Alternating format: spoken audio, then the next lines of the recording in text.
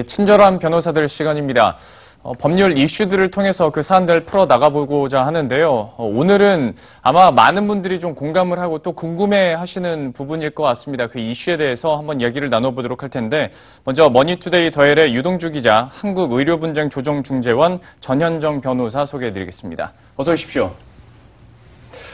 오늘 어떤 이야기를 할지 저희가 고민을 하다가 이제 많은 분들이 참 가슴 아파했었던 사건이었죠. 이대목동병원 신생아 사망 사건과 관련해서 그 이후에 좀 어떤 일들이 있었고 과연 이런 의료 분쟁에 있어서 우리가 어떻게 대처를 할 수 있을지 한번 이야기 나눠보도록 할 텐데요. 사실 이 시간 통해서 저희가 언급을 해드렸던 적도 있었는데 그 이후에 또 어떤 일들이 있었는지 한번 쭉 정리를 해주시죠. 예, 지난 12일이죠. 국가수 부검 결과가 발표됐는데요. 네. 사망한 신생아 4명에게서 공통적으로 시트로박터 푸른두균이 검출됐습니다.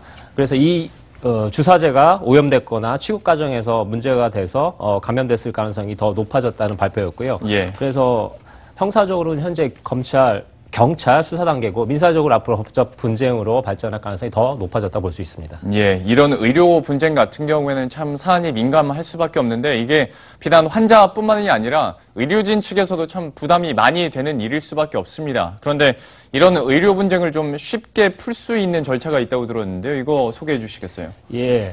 흔히 법조계에서 최선의 판결보다 최악의 조정이 낫다 이런 말이 있는데요. 재판이 양 당사자에게 그만큼 어렵다는 거죠. 비용과 시간이 들기 때문에. 그래서 최근에는 서로 윈윈 할 수 있는 절차가 조정 중재 제도, 보통 대체 분쟁 해결 제도라고 하는데요. 예. 의료도 마찬가지입니다. 우리나라에서도 한국의료분쟁조정중재원이 2012년 개원됐고 지금 앞에 계신 그 직접 소속 변호사를 모시고 예. 오늘은 더 자세하게 시청자 여러분께 알려드리고자 하는 시간 마련했습니다.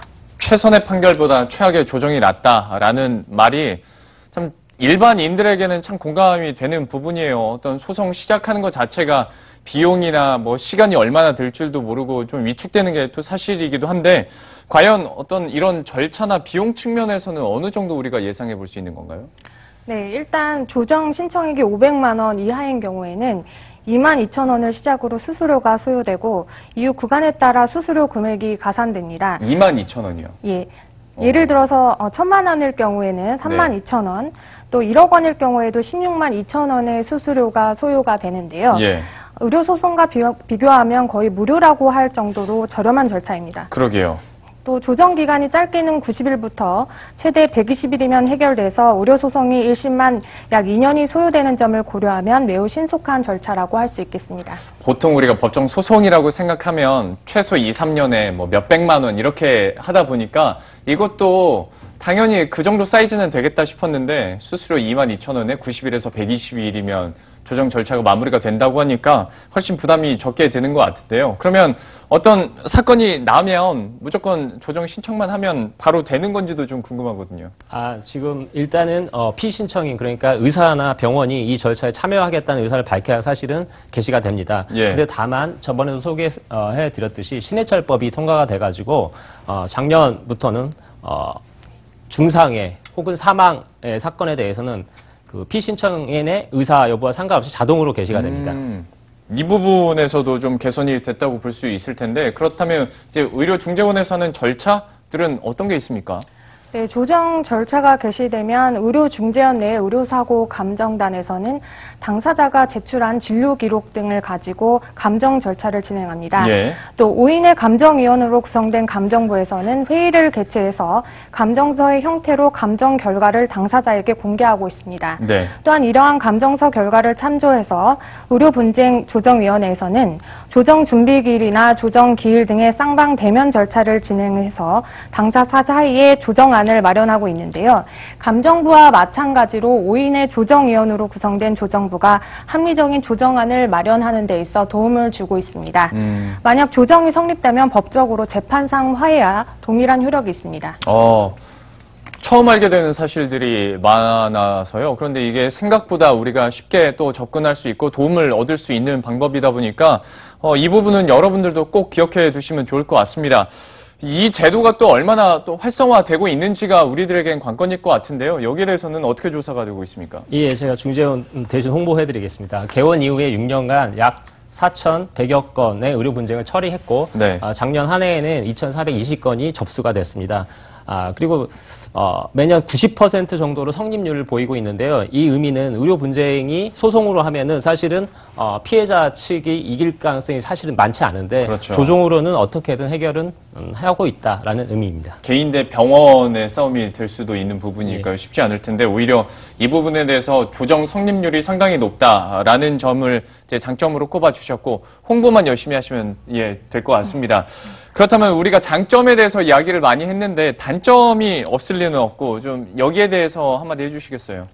네, 일단 조정이 원만하게 성립되기 위해서는 성숙한 두 당사자가 서로 문제를 해결하려는 적극적인 태도가 필요합니다.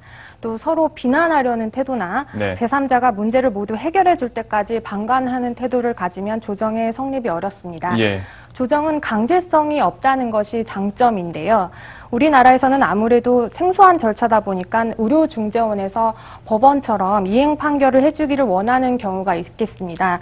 그래서 강제성이 없다는 것이 당사자에 따라서는 단점이 될 수도 있겠습니다. 그렇죠. 당사자가 원했을 때 이게 강제성이 없으면 어쩔 수 없이 이제 소송을 그러면 들어가는 거죠.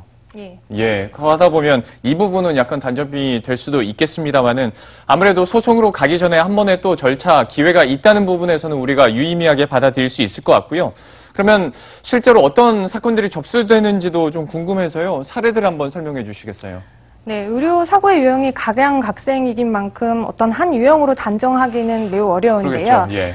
간단히 설명을 드리자면 내과의 경우에는 약물 처방상 과실이나 또 환자에게 이상 증상이 있었음에도 의료진이 적절한 검사 및 처치를 시행하지 않은 경과관찰사 과실 등의 유형이 많습니다. 네. 또 최근에는 각종 내시경이나 스텐트 시술, 또 풍선 확장실 이외의 출혈이나 혈전, 재경색 등의 유형이 있습니다. 외과의 경우에는 아무래도 수술이나 시술 후에 오히려 증상이 악화된 경우나 감염이 발생하는 경우가 있고 산부인과 같은 경우에는 산정 관리나 분만 시의 처치와 관련되어 발생할 수 있는 전반적인 모든 유형이 있습니다. 다만 비슷한 유형의 의료사고의 경우에도 당시 환자의 나이나 기저질환 여부, 의료사고 당시 전반적인 신체 상태 등이 다른 경우가 대부분이므로 의료사고 발생 후 환자에게 안 좋은 결과, 악결과라고 하는데요. 악결과가 발생하였다고 해서 이를 함부로 의료과실로 단정하기 어려운 경우가 많고 진료기록 감정 등을 참고해서 과실 여부를 확인해야 할 필요가 있습니다. 사실 의료 분쟁 관련해서는 우리 시청자 여러분들도 좀 잘 알아두셔야 될 것 같은데요. 사실 저희가 준비한 소식들이 더 있었는데 시간 관계상 오늘은 마치도록 하고 유동주 기자께서 다시 한번 이 자리에 한번 준비를 해두시면 저희가 나머지 부분들도 체크를 해드리도록 하겠습니다. 지금까지 머니투데이 더헬의 유동주 기자, 한국의료분쟁조정중재원의 전현정 변호사와 함께했습니다. 오늘 말씀 고맙습니다. 네, 저희들도 여기서 인사드리도록 하겠습니다. 성공 투자하시고요. 내일 이 시간에 다시 찾아뵙도록 하겠습니다. 시청해주신 여러분 고맙습니다.